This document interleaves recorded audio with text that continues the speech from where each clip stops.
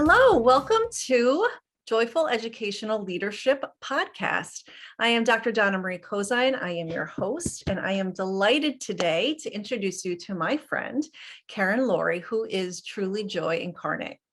Karen is passionate about helping people feel amazing so they can live life the way they want it. Karen studied mind-body science at the University of California and then became an actress. Acting, it turns out, was the perfect petri dish for Karen to put that mind-body science into action. After having done over 1,000 hours, Karen, of television and film, including a longtime role as One Life to Live's Tina Lord, Karen discovered just how much power we have over our own physiologies and lives and put that knowledge into use, helping thousands of people transform pain into pleasure. Karen is also the international best-selling author of 3 books: Chronic Pleasure, Effortless Enchantment, Chronic Pleasure in Relationships. Karen Works has been endorsed by Deepak Chopra, Bruce Lipton, Gay Hendricks, and many more. Bruce Lipton says Karen Laurie is an antidote to the pain of today's world of personal and global chaos. So I welcome you, Karen, my friend, to my podcast. Thank you for joining us today. Oh, it is my joy to be here with you, Donna, and I feel so appreciative of you asking me, inviting me, and just great to see you. Yeah, you too. So those people who have been tuning in, season 2 is me talking to people I know, friends that have made an impact in my life, or people I met recently who have really impressed me with what they do. And I definitely wanted to have Karen on my podcast this season because we're talking about joy.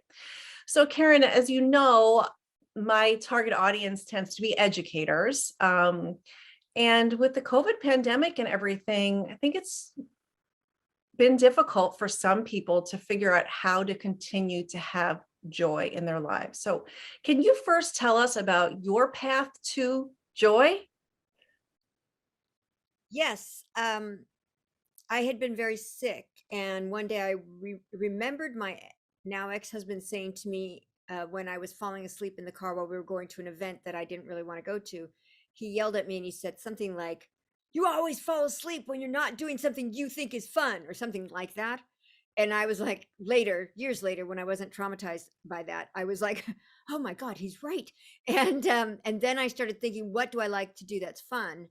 And because of that, I started to understand fun, joy, love, appreciation. It started to shift me in such a huge way that I healed from a massive amount of issues. I mean, if you read the list of issues I had, it's just like, it's so long a list, it's ridiculous. And so I healed all those things, and the path through it was that place of joy. So I started to either do things that gave me joy, or I started to think about things differently in a way that provided me joy to do the things I didn't want. So, for example, I didn't like to cook. It was hard for me to cook, partly because I didn't have any energy, but also just I didn't know how to cook. And then I just started to remember, not to remember, but sort of remind myself, you know, cooking's really fun. I love to cook. I was just making it up what I wanted, but I just started to say it to myself. I love to cook. I love to cook healthy, nutritious food that people enjoy. I love to cook for other people. It feels really fun to create food that's innovative. It feels fun to do stuff that I've never eaten before. It feels fun to make everything organic and everything regenerative, organic farming is if I can. It feels really good to eat food that makes me healthier and makes other people healthier. And now people tell me that I'm the best chef they've ever had. Like if they eat at my house, they're like, "Wow, I've never had food this good." And it's consistent. People are saying that. And my whole cooking transformed because I transformed my perception of myself as a cook. So So, that's kind of how I found that path. so speaking things into existence. Yes. Yes. That's a great way to say it because our thoughts become things Mhm. and our words become things and our actions become things. And so you can use your imagination, like Albert Einstein said, imagination is more important than knowledge. And that's huge. So the imagination of what do I want to feel like in any given situation or any given circumstance That's if you practice, you have to practice it, and you have to. This is what I learned from acting. That's why when Donna was reading my bio, she said acting became the perfect petri dish. As an actor, you change consciousness with every character you play. You change a thought pattern with every character you play. So you have a different personality. You have a different way of being with each character. You still know who you are, but something in you changes the way you think, the way you see things, the way you have relationships, the way you act. Everything is different. And so I started to see that when I was embodying a certain character, a positive character or a negative character, I watched my experience in life shift according to who I was playing, because I was playing each person. Usually most shows are at least a week, sometimes they're 2 weeks, sometimes they're 4 years, 4.5 years, sometimes they're 6 months, depends on what you're doing. But I really saw how as I shifted my character or the beliefs and became a different character, my experience of the world shifted. And so that's what I mean by speaking something. It's not just speaking it into existence, it's acting it into existence, so that you wear tiaras when you're feeling like you're going to be interviewed about joy, or sometimes when you're just working out or whatever at the grocery store, because it's just goofy and it's fun and playful. And so it's thinking it into existence, speaking it into existence, behaving. I think of that word behave. If you be it, you will have it. Behave is 2 words, be and have. If you be it, you will have it. And so the being of it is, what does it feel like to be in joy when I'm doing XYZ? And then now I'm going to be in that joy, even if I'm not doing XYZ, I'm going to find that joy in me. It takes practice, but it's fun. And then you Yeah. start to embody it. I Yeah. was I was It's just gonna say that it's not an overnight thing. right. And one of the things I'd like for you to share with our audience is what you taught me, which I still sometimes struggle with, is framing things in a positive way. So, for instance, I was actually on your YouTube show and I had said something around something like education is hard. And that statement in and of itself is a negative statement. Or if we get in our minds as leaders and we think, um, that classroom that classroom has so many behavior challenges, it's so difficult. How do you flip the script, so to speak, in your head to start seeing things less of an obstacle and more of an opportunity? That's such a great question. And part of the thing for me is I have become super aware of when something is negative and when something's positive. So I can perceive it quickly. And that's the first thing. Because a lot of people will say, oh, that's a pain in the neck, right? They don't even know they're saying it. So the first is to become aware and to discern whatever you're saying. Be conscious when you're speaking, because consciousness makes everything better. But the other thing is, once you start to see how much power our words have, if you start to practice, if you've been someone saying, education is hard, and you start to practice talking about education is easy, and you do it enough where you think education's easy, it's effortless, it's fun, it's intuitive, it's effortless, it's beautiful, it's connection, it's seeing the children, them seeing me, it's this beautiful respect, it's appreciation, it's joy, it's freedom, it's collaboration, it's an understanding, it's aha moments, it's both of us, the classroom and the teacher learning things, maybe learning how to teach better, but still learning things, right? Or learning the preciousness of one particular child or something like that. So there's all these ways that when you start to have that experience, you realize, wow, I actually can shift things. So now I'll say I have a pleasure in my neck, and I do, but I won't ever say the opposite anymore, And when people say the oh pain, I go, oh no, pleasure in the neck, And so, but it's something like, what is it that, like, it's kind of like a negative perception or a negative experience is the seed that can grow the opportunity. So you've planted the seed of what you don't want, but now you want to think about how it's going to manifest, how it's going to grow. And so you want to think about, well, this is the seed, let's say, of education being hard.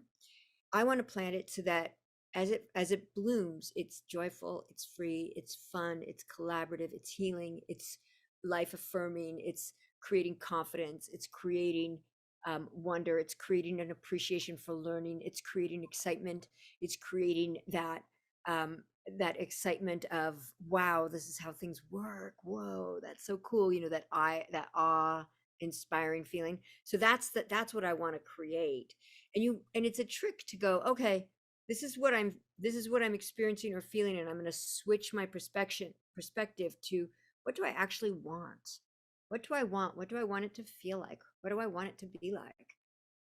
So that's kind of how you shift it, and it's a practice, and we all get better at it as we keep practicing it. I mean, when I work with my clients, a lot of my clients stay with me until they get to that place where they're able to sort of shift themselves in the moment, so that it doesn't take, somebody else saying, hey, you said this, shift it. It doesn't take that. After a while, it becomes like, oh, this is me. I'm having a negative feeling, and like for me, my negative feelings don't really register anymore because I flip them so fast. But I've practiced for 12 years, and when my clients stay and they practice and practice and practice in life, they end up becoming really astute. They get discerning, and they get that awareness of how to really start to shift stuff. But here's the other thing, and thank you for being such a good listener. Um, a lot of people come in with childhood traumas that occlude the way they can perceive things.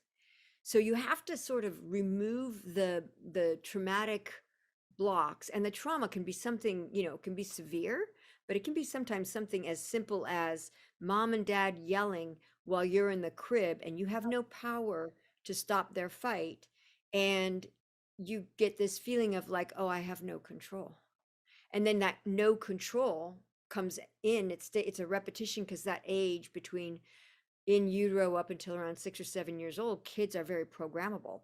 We're always programmable, but they're in what's called theta state, which is the state of hypnosis. So they're actually absorbing your energy, they're absorbing your everything you do, everything you say.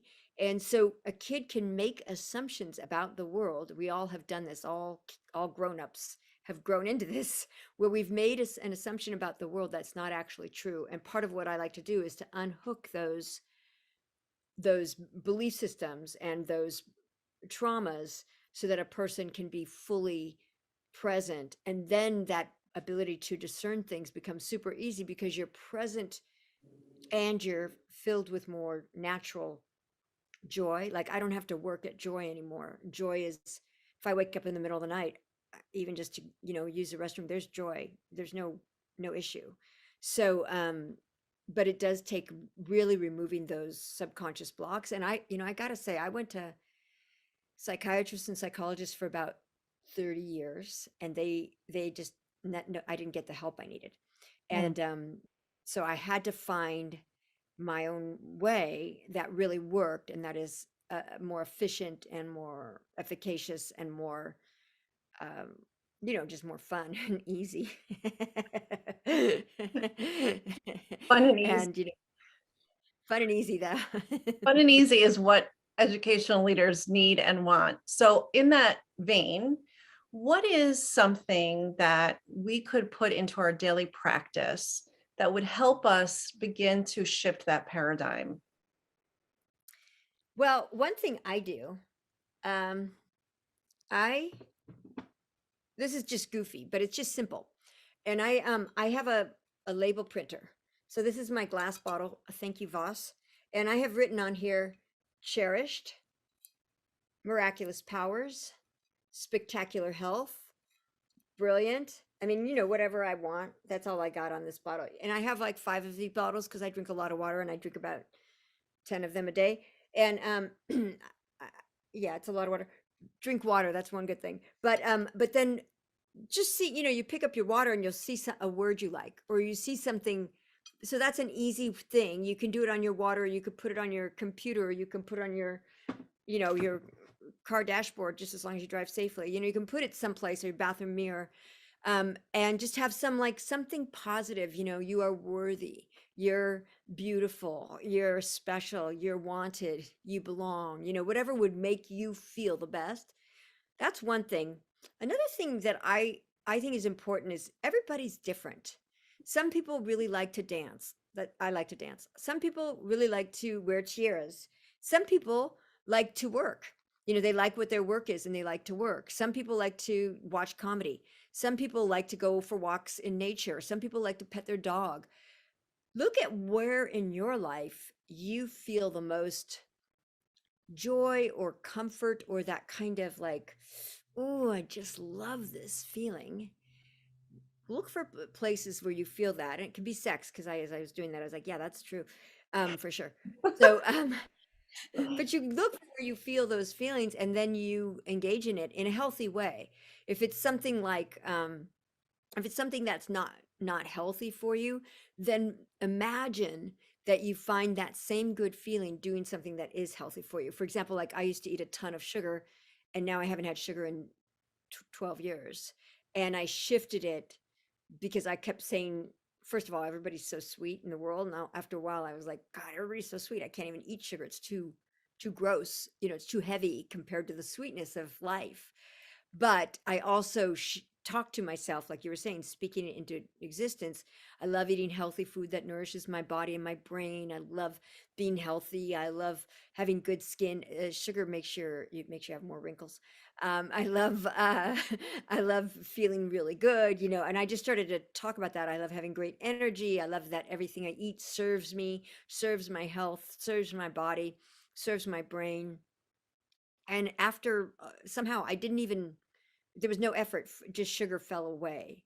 But so that was something I had had a positive experience about sugar, because everybody has that as a kid, oh, it's your birthday, here's the thing, oh, you're sad, here's a cookie, you're, Right. so there's all this conflation of soothing and celebration with something that's kind of can be toxic if it's too much. I mean, I haven't had any extra sugar, but I know some people who eat, moderate amounts and that's fine.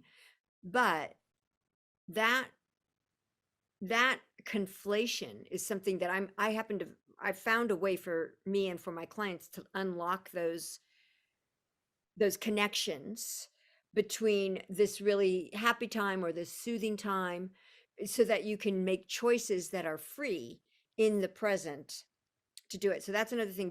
But looking to see whatever it is you like to do, what's your favorite things to do, and either do them or just fantasize about doing them. If for some reason you're like when I was sick, I couldn't do what I love to do, which is dance and acrobatics, but I would sit and think, oh, I love doing acrobatics. It feels so good. It feels so good to do handstands on people's hands and on people's heads. It's so fun. I love to dance. I love that salsa music. I love tango. I love the connection. I love following the rhythm. I love the party that it is. I love dancing outside. I love how the little dogs get so excited and kids run into the group and they get so excited. So I would think about that, and then when I got well, I can now dance, and now I dance and I do acrobatics still, and yeah, so it's part of that, looking to see. And one more thing that I think is really key is the word the word appreciate. If you look up the word appreciate in the dictionary, one of the definitions is to raise in value, Mhm. like your house appreciates or your company appreciates, right? And so appreciation, I don't use the word gratitude, even though not a bad word. I use appreciation and thankfulness. And the reason I use those words is because that feeling of something raising in value when it appreciates. And what I do is I will spend time appreciating every morning something. It could be a tree, but if I say I appreciate a tree, I'm not going to say I appreciate a tree and then be done. I love how trees take in our carbon dioxide and they give us oxygen. I love how trees are such great examples of how to survive in adversity. I live on a hillside. There are trees, the hill's like, like this, and there's trees coming out like this and then coming back up towards the sun. And I'm like, you guys are amazing. You're so inspiring. I love trees, how they show persistence. Somebody cut down one of the trees in the neighborhood, so the tree had a stump like, so big, but all the stump now is blooming, with more branches that are soon to be something, more of that tree. And then I love how trees communicate under the earth through mushroom connections. Trees are brilliant. I love how there's mother trees and how the mother trees know which ones are their babies and they send food to the baby trees when there's some need for that. And I love how trees are provide shade and they provide beauty, and I love the diversity of trees. So that's kind of how, like, if I'm in a I could go on about trees, trust I me. see. If I'm if I love them, but I can go on and on about one thing to such a thing. And if you can see, like how I was talking about, I started to get more excited and amazed because they're so amazing. And you know what else is so cool about trees? A tree with its roots looks exactly upside down, looks exactly like our lung system. Mm, that is very cool. I just It's learned so cool. I learned a bunch of stuff about trees just now, Karen. That was awesome. Um, so it really is what it comes down to is mindset, right? And alignment. Would you An say? emotion set. Emotion set. Okay, tell me We more about that as opposed to mindset. I love that you just said that. So we have in our bodies more than one brain. We have neurons in our heart. Neurons are the nerves or the cells in our brain that scientists think is the brain. So we have those neurons in our heart. We have it in our belly. We have it in our fascia, which is the connective tissue that goes around our muscles and in our muscles and around our nerves and blood vessels and everything. It's in our brain fascia. It's everywhere. And we have a nervous system, like neurons in our skin. Well, I should caveat this because I'm listening to a book in French and I'm not fluent in French, but the book is a science book. So I might be wrong, okay? But the book, from what I'm understanding, this is what I'm understanding. The book is about l'intelligence de le corps automatique, the intelligence of the autonomic body of a person. And so in that book, they're talking about these different brains. And I understand that, I know for sure we have a brain in our heart and a brain in our belly. And so what a lot of people do is they're trying to use just their head. But the head, the heart is the pilot of all the other brains. So I use heartfulness versus mindfulness. Hmm. I have created a practice. It's in all my books. And at the end of the podcast, I'll share my links so people could get the books for free. They can download them anyway, the digital versions. We're saving trees. But heartfulness, when your heart is full of love, and you get that from any of those things that I just said, writing out appreciation, doing something you enjoy, or fantasizing, or using positive words on your water or whatever you like to drink. When you are in that place of love, your heart will guide your brain so your brain doesn't have to think. Mm. It's a different world. I think it's interesting that you're saying that we have a brain in our heart and a brain in our stomach. I think that's very interesting because when people say, listen to your gut, right? I have that gut feeling like this is a good thing or this isn't a bad thing, like that's very interesting. I never thought of that before. Or, if something's happening, you're anticipating something that's positive, your heart will, pick up a beat or yeah, that's pretty cool. That's pretty interesting. So one thing that also is in your books, which I like, is the alphabet exercise. Would you mind sharing that with my audience? Because I really like that exercise. Sure. Yeah, it's a fun game. So it's my alphabet game. You can call it an exercise. It probably is, but I find it really fun. So I think it's a game. But anyway, it's and I probably called it an exercise in the book or practice or something. I don't know. But so I like to take the letter. I usually start with A, but you could start anywhere in the alphabet. And then the way I play it is I say, I love feeling appreciation. I love feeling allowing. I love feeling alive. I love feeling aligned. I love feeling anticipation. I love feeling amazing. I love feeling awesome. I love feeling awe inspired. And you start to find all the positive words. And the reason I like to say I love feeling is because even if you don't feel it yet, as you start to play, you'll that's like a free way to get to good feelings. because you're not saying I am happy or I am appreciative when you're not. But Right. but if you're saying I love feeling appreciation, that's kind of a softer way to get into it. So you're not trying, you're just kind of, I'll get there, you Mhm. know.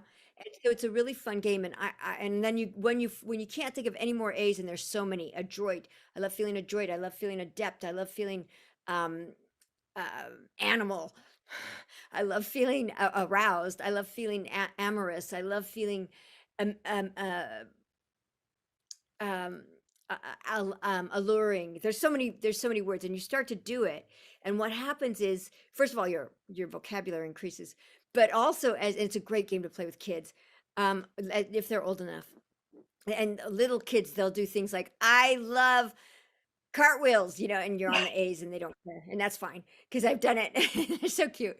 But you do that. And then when you get all the way done with the A's, you start with the B's. I love feeling beautiful. I love feeling bonded. I love feeling brazen. I love feeling blessed. I love feeling like I'm a benefit. I love feeling like I love feeling bouncy. I love feeling buoyant. I love feeling beatific, whatever the words are, right? And you start to go through the whole alphabet, and it's great for a road trip because the alphabet, if you play it well, it'll go for a long time. it's Right. great it's great for a dinner.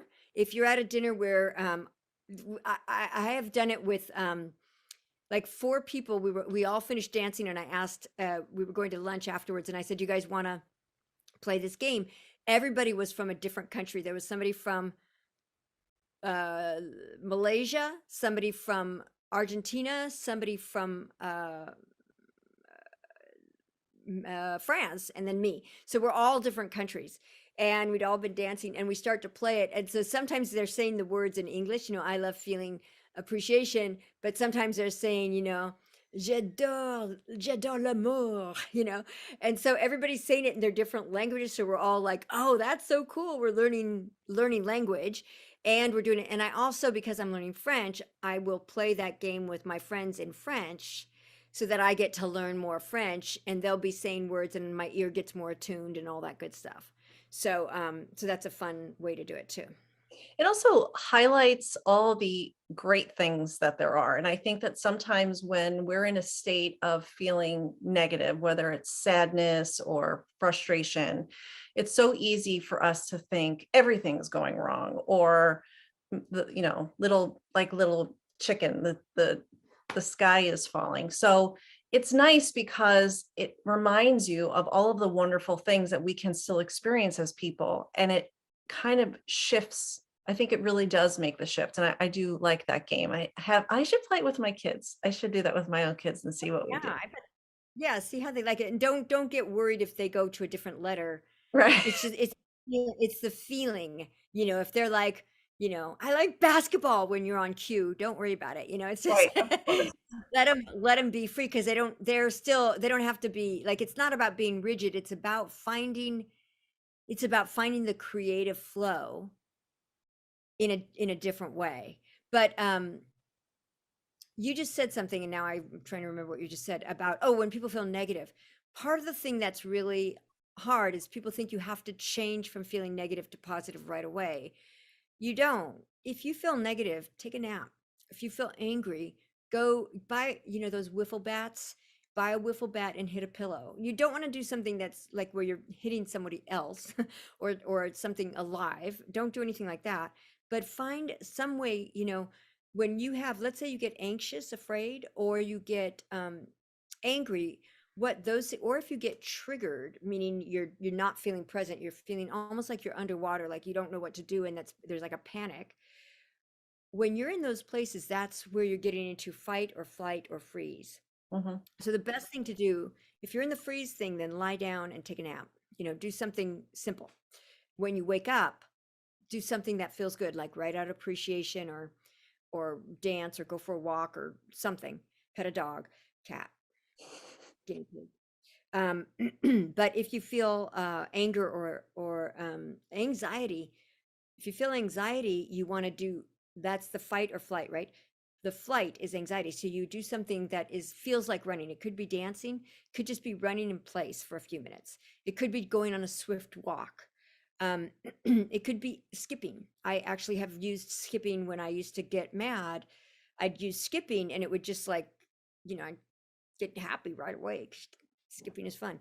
Um, and people laugh at you and then they start doing it with you. And then, then you have like this whole party of skippers. Um, and then or you get something that you can hit that doesn't hurt your body. That's why the wiffle bat or something like that, it doesn't hurt your things, doesn't hurt a person or a creature, but it is something that you can do. You get you can get one of those fight bags that you hit, or you can get a pillow. I just wouldn't hit with your hand too much because it can really mess up your hands. But if you have a bat, then you can like and do that, or you can just like pretend like you're fighting to the air and just imagine you're hitting things just to get it out of your system, because the adrenaline and the cortisol, when they get released, they're activated for about 20 minutes. So if you take a nap, if you're in the freeze, take a nap for at least 20 minutes, or meditate for 20 minutes. If you're in the fight or flight, go on a 20-minute walk, as long as you can. Maybe you're tired, so don't go as much, but do whatever you can. You probably can't hit the wiffle bat for 20 minutes. That's a long time, but you do it as much and you'll use up the adrenaline. The adrenaline is meant to be for fight or flight. It's not meant to sit in you and go around and around and around and around and around. That's why you break it up with, first, knowing it's okay to feel negative feelings. Second, taking some kind of physical action that gives you a release or a utilization of the adrenaline and the cortisol. And then the other thing is, um, you know, practicing when you feel good, like prophylactically. I'm safe to feel anger. I'm safe to feel fear. I'm safe to be triggered. I'm safe to be sad. I'm safe when I'm stressed. And you kind of like soothe yourself so that when you do feel it, you're not as you're not trying to resist it as much. You're just like, okay, I feel this. It's okay. I'll be better soon. And you don't have to rush to it. So that rushing to feel good is kind of like, it's kind of like uh, putting healthy food over something that's not healthy, trying to cover it up, and it's not, doesn't work. It's more listening to your body and paying attention. Awesome. So let me wrap up today with the two questions I ask all my guests.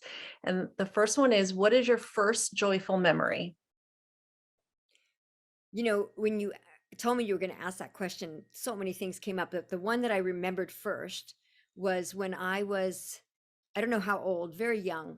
My parents were at a fair, and we were looking at some baby cow, I guess. And Mhm. apparently, I got out of, I climbed over the fence or climbed under the fence, I don't know. And then I went and I sat in the hay, and I had blonde hair, and the cow, mama cow, came over and just started licking my head. And I'm very sensuous, even at that age. And so the cow, she had a big, like, I just remember this, like, the tongue, like, just, and I was just like, oh my God, I don't know exactly the thought, but I do remember I just like kind of was like, ah, and fell into the hay. And then the farmer came and picked me up and brought me back to my parents. But that was really fun because it felt so good, and everybody was laughing and I could hear them and I didn't care. I was just Right. like, I just lying there letting the cow just like lick my whole head. That's cute. How old were you, I think? I don't know, 2 or 3 maybe? I could That's even been 4, but I don't remember the age, and I don't remember much. I don't remember the rest of the fair before or after. I just remember right. that Right. moment. So hard to know. So what's your most recent joyful experience? Being here. Oh, it has been a lot Seeing of you, fun. yeah, seeing you, just sharing the love I feel for, everybody, just now it's gotten to the place that it's every moment is joyful. Before this, I worked out, and I've picked the tiara, that I'm wearing because I thought it might go with my necklace. So it's just, yeah, I mean, actually being here, playing the ABC game, I'm so glad you asked that. Talking about trees, I'm so glad you asked that. And I just want to say, if you're an educator and you bring your passion, like my passion for trees or my passion for the ABC game, if you bring that passion, which is joy, put in a direction, Mhm. you bring it into your classroom or into your board meeting or into the group of teachers in the coffee room, you bring that in, people want to learn from you. That's People right. want to, they're attracted, and it's exciting and it's fun. And so it makes learning a joyful experience instead of I got to do it right, Yeah, fearful that's experience. really a good point for sure. So you mentioned your books. So how would my listeners, I will put it in the notes also, but tell them right now if they're listening, how or watching, how would they get copies of your books? You can go, and I would love it if you do, because they're free, and they make you feel better, to chronic, CHRONIC, pleasure, PLEASURE, book, singular, BOOK.com, chronicpleasurebook.com. And there's 3 books on there, and you can just download all of them or one of them. You can choose. That's They're all great. book. Yeah. That's awesome. And I have read it and I have done some of the exercises in it. So I highly recommend that book to my readers. And it has been such a pleasure to see you and your tiara and to spend some time with you today. And if they go to chronicpleasure.com, is there also a link if they wanted to reach out to you, or how would they find you on social media, or if they wanted to chat more with you? Yeah, if you go to chronicpleasurebook.com, if you download the book, I think you get my email to get the book. So Great. that's one thing. So you'll get my email. The email is also in the back of every book I've written. And on social media, I have a hard time because I'm getting like 700 friend requests a day, but you can send Oh, me a private message. If you send me a friend request, I might not see it just because there's too many. But if you send me a friend request, not a friend request, a message in the messenger of Facebook, hopefully I see it, because there's a little thing that says, new message request. And then I'll be able to respond to you, and then I can send you the link if you've forgotten it, or connect you up with anything or whatever. Yeah, that'd be great. awesome. And Well, my social media is Karen Lorre, KarenLorre. awesome. Well, thank you again, Karen. And I know that my people will be getting your book. So thanks for sharing some tips today on how we can be more joyful. Until next time, always find the joy. See you. Isn't Karen Lorre so much fun? Her energy just exudes joy. And if you didn't get her whole story in this short amount of time, definitely download her free book, which will be in the liner notes. You'll be amazed at how she transformed her life. And on a side note, I worked with her for a few months, and she really has helped me with my heart set. And she really is kind of the reason why I started the Choose Joy movement, or the joyful educational leadership movement. So next, we have the dynamic duo of Andre and Danielle Dowdy, a husband and wife team that you're just going to love spending time with. It's literally just a conversation between and among 3 friends. It was my great joy to have them on the show.